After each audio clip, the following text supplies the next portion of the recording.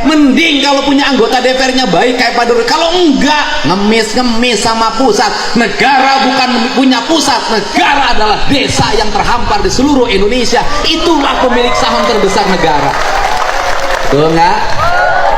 Betul nggak? Nanti diatur. Saya sudah hitung itu. Saya dengan Pak Prabowo pernah ngitung.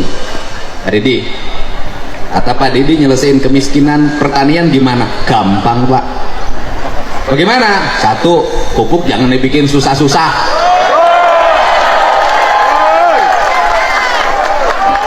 Ya jangan dibikin susah-susah. Bikin pupuk susah banget, aturannya banyak banget. Bikin yang sebanyak-banyaknya, negara rugi, nggak apa-apa, asal petani untung. Betul, yuk.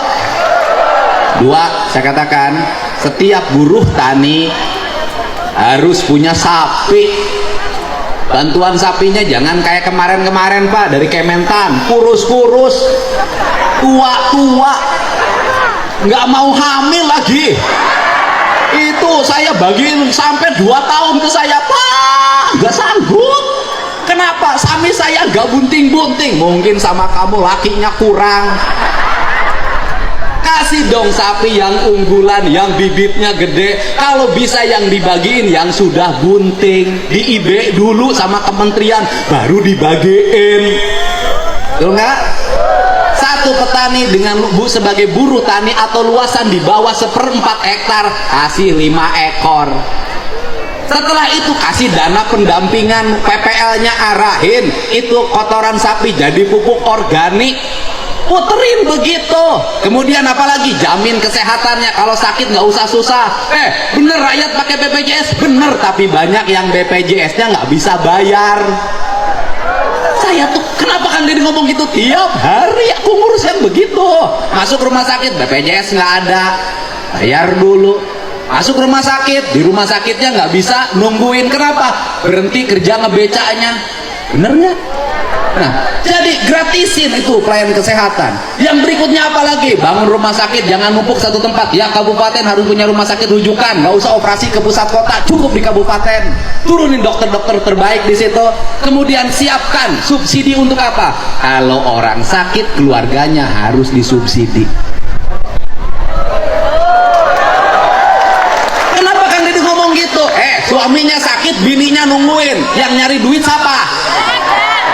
Saya ngalamin, saya pernah punya kebijakan, kalau keluarganya sakit, yang nungguinnya saya kasih uang saku 100.000 per hari.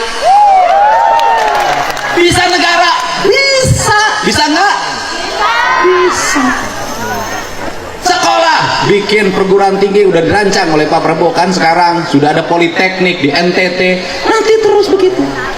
Nah, kemudian kalau itu dilakukan, kemiskinan selesai.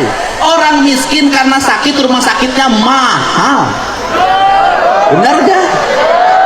Orang kaya penghasilan 20 juta kena cuci darah jadi miskin. Benar gak? Benar gak? Ini problem. Terus kemudian infrastrukturnya benerin yang berkualitas di desa-desa. Jangan jalan dibangun sekarang, besok sudah rusak lagi. Bangun irigasi yang bener, jangan bilang 60 cm, dibangunnya 30 cm, diakal-akalin. Ini benerin semua. Terus yang berikutnya, negara tegas, termasuk yang di bawah umur jangan pakai motor.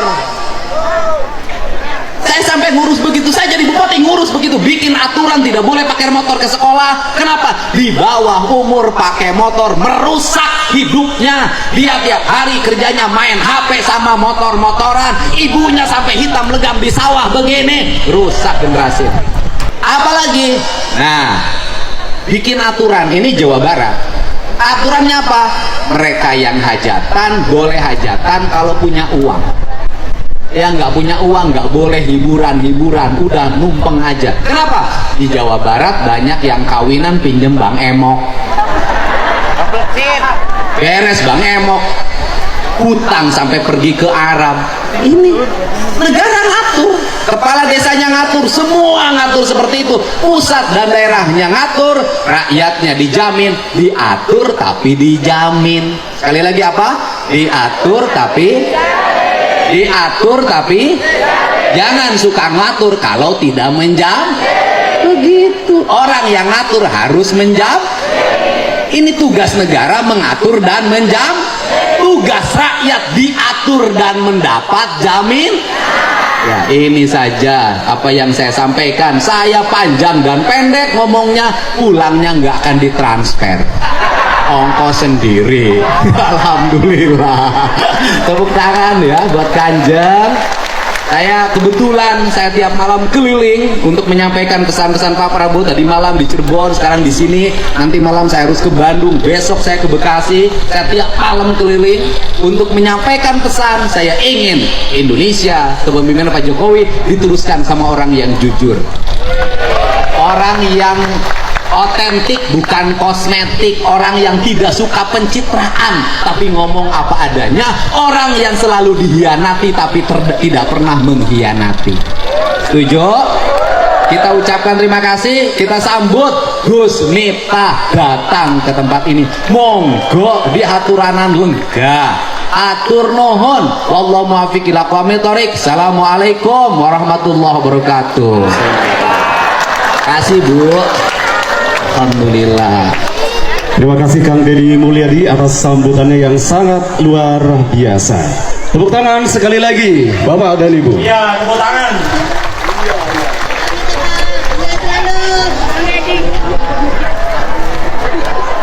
Baik hadirin yang berbahagia, beberapa saat lagi kita akan memasuki acara inti, yaitu pengajian yang akan disampaikan oleh Gus Miftah, pengasuh Pondok Pesantren Ora Aji Yogyakarta.